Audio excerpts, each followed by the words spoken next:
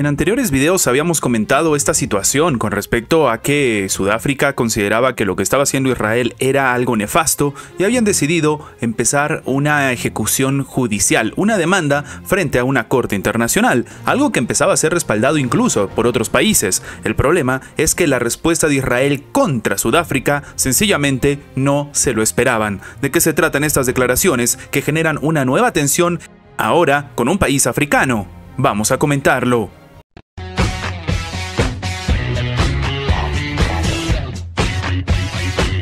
Después de que Sudáfrica presentara su caso de genocidio contra Israel en La Haya el 7 de enero, el Ministerio de Relaciones Exteriores de Israel ha hecho una afirmación que no se puede creer. Dice que Sudáfrica es el brazo legal de Hamás e ignora lo que ocurrió realmente el 7 de octubre, así como lo están escuchando. Según las palabras de Lior Hayat, que es el portavoz del Ministerio de Exteriores, dice que hoy han sido testigos de una de las mayores muestras de hipocresía de la historia, agravada por una serie de afirmaciones falsas y sin fundamento. De acuerdo con el vocero, Sudáfrica, que funciona como brazo legal de la organización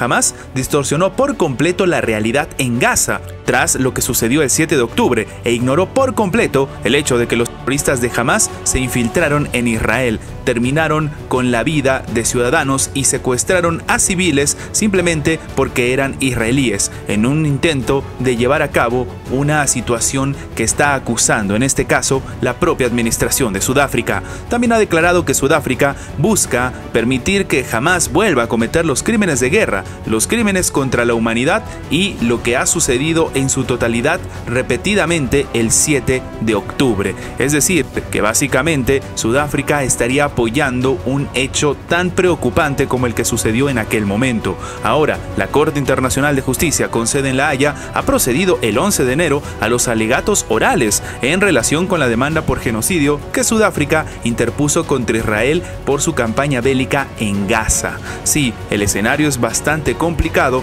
pero lo más curioso y también preocupante de esto es que Israel ha decidido responder en un contexto preocupante y que no es la primera vez que sucede algo así. Israel en el pasado incluso le dijo a la propia Organización de las Naciones Unidas que eran una organización que ya no tenía ni siquiera interés o al menos razón de existir. Decían que incluso Antonio Guterres era miembro del grupo Hamás y solicitaban su destitución de manera inmediata. Una respuesta que para algunos incluso demuestra que básicamente la forma en la que actúa Israel siempre ha sido desproporcionada, o al menos a la hora de responder a este tipo de acciones. Ahora, lo que empieza a llamar la atención es si Israel va a tener algún tipo de palabras o en este caso de calificativos frente a los países que están apoyando esta medida judicial, que ya lo hemos comentado en anteriores videos. Entre ellos incluso figuran países de América Latina, como es el caso primero de Colombia y segundo de Brasil.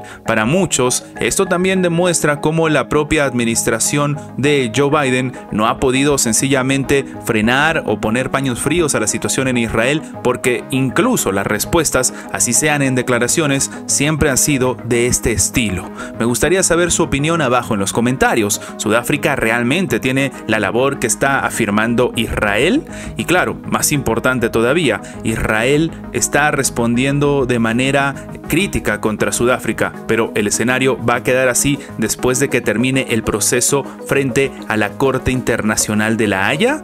Diferentes analistas han empezado a buscar explicación y una razón lógica con respecto a lo que está pasando en el grupo de los BRICS, y en este caso han empezado a tomar de ejemplo a la OCDE, que ha sido creada en 1961 y surgió en el contexto del polarizado mundo posterior de la Segunda Guerra Mundial. Y claro, en este caso lo que señala, por ejemplo, Marco Rocha, profesor del Instituto de Economía de la Universidad Estatal de Campinas, dice que en este caso la organización es bastante presente, es bastante incluso importante a nivel mundial. Desde entonces la OCDE cuenta con 38 miembros, pero lo que ha empezado a suceder llama bastante la atención. Resulta que en este caso la OCDE impone una cierta gobernanza conjunta en las relaciones comerciales, las prácticas relativas a la política comercial y la política industrial y otros acuerdos de cooperación, pero estas condiciones reflejan las prioridades políticas y económicas de los países ricos ricos, generalmente relacionados con el mantenimiento de sus privilegios. Claro,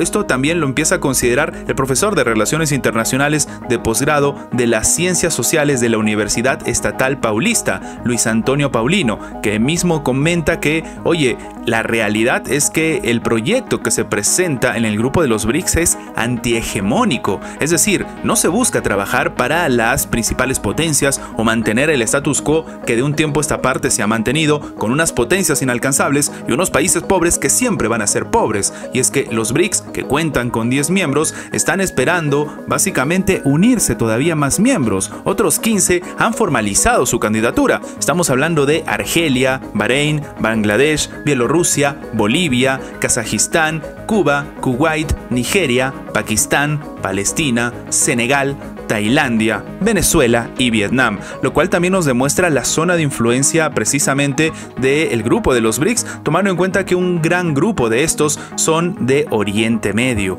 un lugar que tiene una asignatura pendiente bastante importante. Ahora, la popularidad del bloque es tan grande que otros 17 países han expresado su deseo de unirse a los BRICS, pero no han formalizado su candidatura. Es decir, todos los anteriores países la han formalizado, hay otros que están en proceso de hacerlo, y es que los BRICS, a diferencia de la OCDE, no surgieron en primera instancia como una organización, sino a partir de un análisis del economista de Goldman Sachs, Jim O'Neill, que, en este caso, para describirlo como un grupo de mercados emergentes, según explica Marina Moreno Farias, analista del Laboratorio de Ideas Observa China y miembro del Laboratorio de Investigaciones sobre Economía Política de China de la Universidad Federal de Río de Janeiro. Y, en este caso, el proyecto antihegemónico le sienta muy bien a los países más pobres, en vías de desarrollo, y que buscan, pues en este caso, hacer frente a diferentes órdenes. Algunos hablan de las peleas como el capitalismo liberal global, o en este caso, ir contra el comunismo y un largo etcétera.